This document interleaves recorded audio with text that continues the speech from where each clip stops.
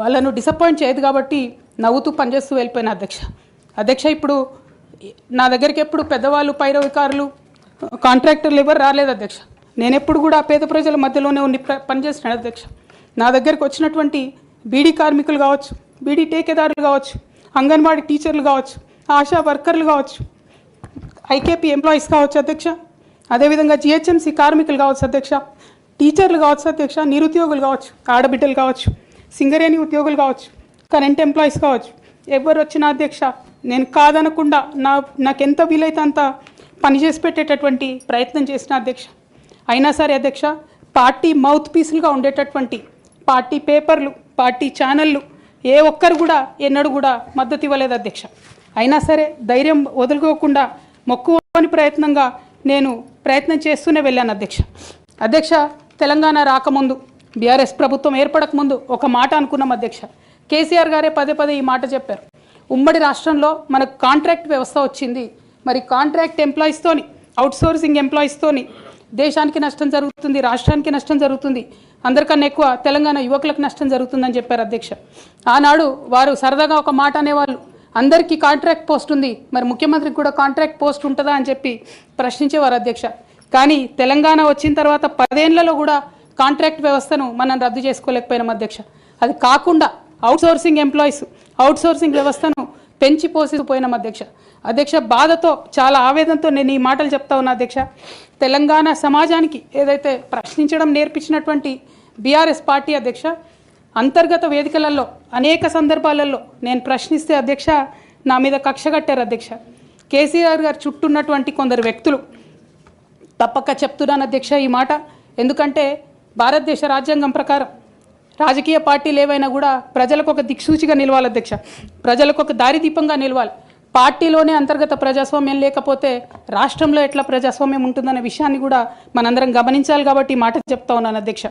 మరి కక్షగట్టి నన్ను ప్రశ్నించినందుకు పార్టీ నుండి బయటకు పంపించారని చెప్పక తప్పదు అధ్యక్ష. మొదటి సంవత్సరం నుంచే రాష్ట్ర స్థాయి నిర్ణయాలలో ఎక్కడ కూడా నా పాత్ర లేకుండా కట్టుబడి చేసినారు అధ్యక్ష. ఇవాళ ఆనాడు బాధపడ్డా, ఇవాళ నేను సంతోషపడతా ఉన్నా అధ్యక్ష. ఎందుకంటే అధ్యక్ష ధర్నా చౌక్ రద్దు చేయడం అనేటటువంటిది ప్రజాస్వామిక హక్కుల్ని కాలరాయడంలో మొదటి మెత్త అధ్యక్ష. ఆనాడు ఇంటర్నల్గా ఎంత ప్రొటెస్ట్ చేసినా కూడా రాష్ట్రం వచ్చింది, ఇప్పుడు ధర్నాలు ఎందుకు, దరఖాస్తులు లేవు, ధర్నాలు లేవు, అన్ని పనులు చేసి పెడతామని చెప్పుకుంటూ వెళ్ళడం జరిగింది అధ్యక్ష. అట్లానే రైతులకు జరిగినటువంటి అక్రమ అరెస్టులు అధ్యక్ష, ఇవాళ ఒక్కొక్క దగ్గర నుంచి రైతులు మాట్లాడుతూ ఉంటే బాధ తట్టుకోలేకపోతున్నాం అధ్యక్ష. అదేవిధంగా పార్టీలో జరుగుతున్నటువంటి అవినీతి అధ్యక్ష, ప్రభుత్వంలో జరుగుతున్నటువంటి అవినీతిని ఎప్పటికప్పుడు నేను వారి దృష్టికి తీసుకెళ్లడం జరిగింది అధ్యక్ష. అమరజ్యోతి నుంచి మొదలు పెట్టుకుంటే అధ్యక్ష, అంబేద్కర్ విగ్రహం దగ్గర నుంచి మొదలు పెట్టుకుంటే అధ్యక్ష, సెక్రటేరియట్ నుంచి మొదలు పెట్టుకుంటే అధ్యక్ష, కలెక్టరేట్లలో కూడా తీరని అవినీతి జరిగిన మాట ముమ్మాటికి వాస్తవం అధ్యక్ష. దీనికి పెద్ద ఉదాహరణలు సిద్దిపేట, సిరిసిల్లలో కట్టినటువంటి కలెక్టరేట్లు 2 వచ్చినటువంటి మొదటి వర్షానికే 2 కూడా మునిగిపోయినాయి అధ్యక్ష. ఆ విజువల్స్ అందరం కూడా మనం చూడడం జరిగింది. ఇక సిద్దిపేటలో, సిరిసిల్లలో కట్టిన కలెక్టరేట్లకే దిక్కు లేకపోతే మొత్తం రాష్ట్రంలో కట్టినటువంటి అన్ని బిల్డింగ్లు ఎట్లుంటాయన్న విషయాన్ని కూడా ఒకసారి తెలంగాణ ప్రజలు ఆలోచించుకోవాలి అధ్యక్ష. ఒక పక్క నిజం మాట్లాడే వాళ్ళను, సూటిగా మాట్లాడే వాళ్ళను, ఉన్నట్టు చెప్పే వాళ్ళను రిస్ట్రిక్ట్ చేయడమే కాకుండా అధ్యక్ష ఉద్యమకారుల విషయంలో తీరని నిర్లక్ష్యం గురైంది అధ్యక్ష. అనేక సందర్భాల్లో నేను పార్టీ నాయకులని, పెద్ద నాయకులను కూడా అనేక సందర్భాల్లో అడిగిన అధ్యక్ష. వేరే విధంగా సహకరించకపోతే, వేరే విధంగా వాళ్ళకి హెల్ప్ చేయలేకపోతే కనీసం సీఎం రిలీఫ్ ఫండ్ కింద మనిషికి 10 లక్షలు ఇద్దాం, ఎక్కడోళ్ళు అక్కడ సెటిల్ అయిపోతారు అధ్యక్ష అని కూడా అడిగినాం అధ్యక్ష. అది కూడా చేయలేదు. 43 లక్షల మందికి పెన్షన్లు ఇస్తున్నామని గర్వంగా మనం చెప్పుకుంటున్నాం. ఉద్యమకారులు కాన్స్టిట్యున్సీకి 1000 మంది కూడా ఉండరు. ఆ 1000 మందిని పట్టుకుంటే ఇంకో 1,00,000 మందికి ఎక్కువైతుంది. వాళ్ళకు పెన్షన్ ఇస్తే లాగా ఉంటుంది, గౌరవంగా ఉంటుందని అనేక సందర్భాల్లో చెప్పినాం అధ్యక్ష. అది కూడా 69లో పనిచేసినటువంటి ఉద్యమకారులు వాళ్ళ స్ఫూర్తిని తీసుకొనే మనం ముందుకెళ్ళినామని మనం చెప్పుకున్నాం అధ్యక్ష. కానీ వారిని కూడా ఎన్నడూ కూడా గుర్తించలేకపోయినాం అధ్యక్ష. అదేవిధంగా విద్య విషయంలో అధ్యక్ష మన మెయిన్ ట్యాగ్ లైన్ నీళ్లు, నిధులు, నియామకాలు అనేటటువంటి మన మెయిన్ ట్యాగ్ లైన్ ఏదైతే ఉంటుందో అధ్యక్ష, అన్నిటినీ కూడా గండుగొట్టుకుంటూ పోయినాం అధ్యక్ష. విద్య విషయంలో, నియామకాల విషయంలో, అన్ని విషయాల్లో అదే జరిగింది అధ్యక్ష. అదేవిధంగా కొందరు ప్రజాప్రతినిధులు చేస్తున్నటువంటి దురాగతాలని కూడా ఎప్పటికప్పుడు నేను అధిష్టానానికి చేరవేసిన అధ్యక్ష. దాని మీద ఎటువంటి చర్యలు లేవు అధ్యక్ష. దానికి ప్రత్యక్ష నిదర్శనం ఇసుక దందాల్లో చేసినటువంటి అక్రమాలతోని నేరేళ్ల లాంటి దురాగతాలు జరిగినాయి అధ్యక్ష. దళిత బిడ్డల మధ్యలో అనవసరంగా బలైపోయినారు అధ్యక్ష. కానీ దాని మీద కూడా ఎటువంటి చర్యలు తీసుకోకపోవడం, అది అప్పుడు బీఆర్ఎస్ ప్రభుత్వం తీసుకోకపోవడం, ఇప్పుడు కాంగ్రెస్ ప్రభుత్వం చర్యలు తీసుకోకపోవడం కూడా చాలా దారుణం అధ్యక్ష. బోధన్ షుగర్ ఫ్యాక్టరీ అధ్యక్ష, నా ప్రాంతం అధ్యక్ష, నా బోధన్ మా అత్తగారిల్లు. ఒక 10 ఏళ్లలో కనీసం ఒక 100 సార్లు అడుగుంటాం అధ్యక్ష బోధన్ షుగర్ ఫ్యాక్టరీని తెరిపియాలని చెప్పి. బోధన్ షుగర్ ఫ్యాక్టరీ విషయంలో చేసినటువంటి నిర్లక్ష్యానికి మాత్రం నేను పర్సనల్గా చాలా అవమానంగా ఫీల్ అయిన అధ్యక్ష. అయినప్పటికీ ఇప్పటికి కూడా బోధన్ షుగర్ ఫ్యాక్టరీ తెరచకపోవడం, తెలంగాణ వచ్చి కూడా మా బోధన్ బిడ్డలకు న్యాయం జరగలేదన్న విషయం అర్థమవుతా ఉంది అధ్యక్ష. అదేవిధంగా అధ్యక్ష, కేసీఆర్ గారి దగ్గర మాట్లాడే ధైర్యం నాకు ఒక్కదానికే ఉంది కాబట్టి అధ్యక్ష, ఈ అన్ని అంశాలు నేను ఎప్పటికప్పుడు అడుగుతూ వెళ్ళినా అధ్యక్ష. సరే, పర్సనల్గా వారు నాకు తండ్రి, పార్టీ అధ్యక్షులు, ఒక 2 విషయాలు చేసినా ఒక 2 విషయాలు చేయకపోయినా నడుస్తుంటుంది పార్టీ అన్నప్పుడు, ఇంత పెద్ద వ్యవస్థ ఉంటే అనుకోవచ్చు అధ్యక్ష. కానీ కింద ఉండేటటువంటి అనేక వ్యక్తులు కంటిన్యూస్గా దురాకతలు చేస్తుంటే కూడా మరి చూసుకోకపోతే కరెక్ట్ కాదు అధ్యక్ష. అదేవిధంగా టీఆర్ఎస్ నుండి బీఆర్ఎస్గా మారుస్తామనేటటువంటి ఒక కీలకమైన నిర్ణయం తీసుకోవడం జరిగింది అధ్యక్ష. ఆనాడు కూడా ఆ మీటింగ్ నేను అటెండ్ అవ్వలేదు అధ్యక్ష. నేను ఒప్పుకోలేదు, ఈ పేరు మార్పుకు ఒప్పుకోలేదు, నేషనల్ పాలిటిక్స్లోకి వెళ్ళడం కూడా నేను ఒప్పుకోలేదు అధ్యక్ష. అంటే ఒక మాట అధ్యక్ష, ఇట్లాంటి హౌస్లో చెప్పొచ్చో లేదో కానీ తెలంగాణలో ఏం పీక్ కట్టలు కట్టినామని నేషనల్కి పోయి చేస్తాం అధ్యక్ష. మనం ఎన్ని పనులు మిగిలినాయి అధ్యక్ష తెలంగాణలో చేయాల్సినాయి? 2 పెద్ద రివర్స్లో, ఒక పక్క గోదావరి, ఇంకో పక్క కృష్ణ, 1,89,000 కోట్లు ఖర్చు పెట్టినాం అధ్యక్ష. కొత్తగా ఇచ్చిన ఆయకట్టు ఎంత అంటే 14 లక్షల ఎకరాలు అధ్యక్ష. 1,89,000 కోట్లు అంటే ఎంత అధ్యక్ష? 1,00,000 కోట్లు ఖర్చు పెడితే 20 లక్షల మంది పేద ప్రజలకు ఇంటికి 5 లక్షలు వేసుకున్నా 20 లక్షల మందికి పేద ప్రజలకు ఇల్లు ఇవ్వచ్చు అధ్యక్ష మనం. కానీ 1,89,000 ఖర్చు పెడితే అధ్యక్ష జరిగింది ఎవరికి, ఒరిగింది ఎవరికి అంటే, ఒక వ్యక్తి 1989లో కంపెనీ పెట్టుకున్న ఆయన మన తెలంగాణ వచ్చిన తర్వాత ఫోర్బ్స్ జాబితా ఉంటుంది అధ్యక్ష, దాంట్లో 45వ స్థానం ఒక కాంట్రాక్టర్ దక్కించుకున్నాడు అధ్యక్ష.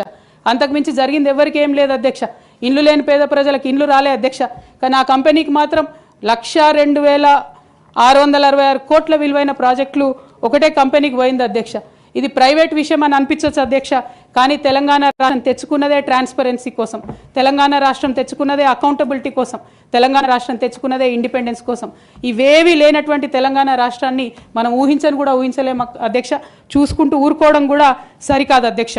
అదేవిధంగా అధ్యక్ష, ఇంకో పక్క తెలంగాణను పదే మోసం చేస్తున్నటువంటి భారతీయ జనతా పార్టీ అధ్యక్ష, ఒక్క ప్రాజెక్ట్ కూడా నేషనల్ ప్రాజెక్ట్ హోదా ఇయ్యలేదు అధ్యక్ష.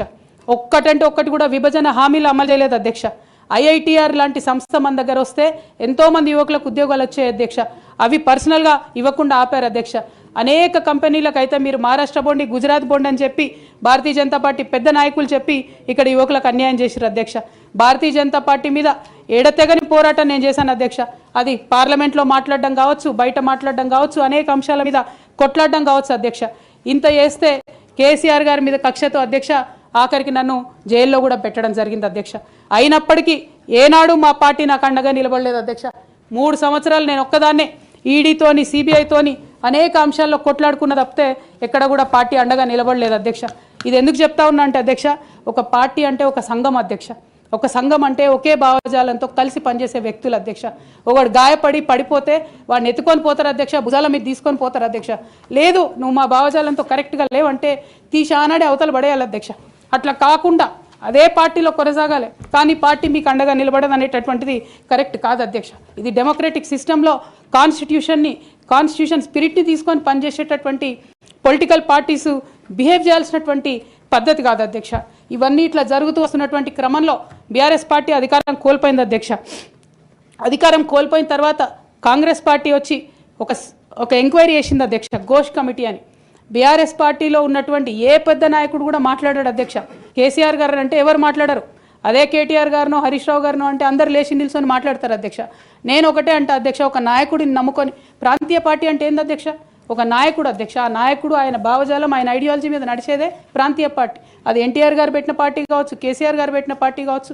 ఆ పార్టీ నాయకుడికే దెబ్బ తగిలితే, ఆ పార్టీ నాయకుడి మీదకే మచ్చ వస్తే పార్టీ మనుగడకే అర్థం ఉండదనేటటువంటి ఉద్దేశంతో ఘోష్ కమిటీ అప్పుడు కూడా నేను ఒక్కదాన్నే జాగృతితోని ధర్నా చేసిన అధ్యక్ష. ఏ ఒక్కరు మాట్లాడరు అధ్యక్ష. ఆ తర్వాత అర్ధరాత్రి 2 గంటలకు కాంగ్రెస్ ప్రభుత్వం అసెంబ్లీలో సిబిఐ ఎంక్వైరీకి ఇస్తామంటే కూడా తెల్లారి 12, 1 గంటలు, 2 గంటల వరకు కూడా మా బీఆర్ఎస్ పార్టీలో ఒక్క పెద్ద నాయకుడు కూడా మాట్లాడాడు అధ్యక్ష. కేసీఆర్ గారిని ఏమన్నా మాట్లాడరు అధ్యక్ష. మరి అట్లాంటి పార్టీ ఎందుకు ఉండాలి, ఉంటే ఏంది పోతే ఏందని నేను ప్రెస్ మీట్ పెట్టి బలంగా మాట్లాడిన అధ్యక్ష. నేను మాట్లాడలేదని నేను అంటలేను అధ్యక్ష. డెఫినెట్గా అవినీతి పరుల పేరు చెప్పిన, నేను హరీష్ రావు గారి పేరు చెప్పిన, వారి టీంలో ఉన్న అందరి సభ్యుల పేరు చెప్పిన అధ్యక్ష. ఇప్పుడు కూడా చెప్తాను అధ్యక్ష. కానీ అధ్యక్ష చెప్పిన తర్వాత తెల్లారి 2 గంటల లోపల నన్ను సస్పెండ్ చేసిండ్రు అధ్యక్ష. నేను ఒకటే కోరుతా ఉన్నా అధ్యక్ష. ఇందాక నేనైతే representation of people's act quote చేసినాను అధ్యక్ష. అందులో సెక్షన్ 19.1C అని కూడా ఉంటుంది అధ్యక్ష. ఇది రైట్ టు అసోసియేషన్లో అధ్యక్ష ఆర్టికల్ 19.1C.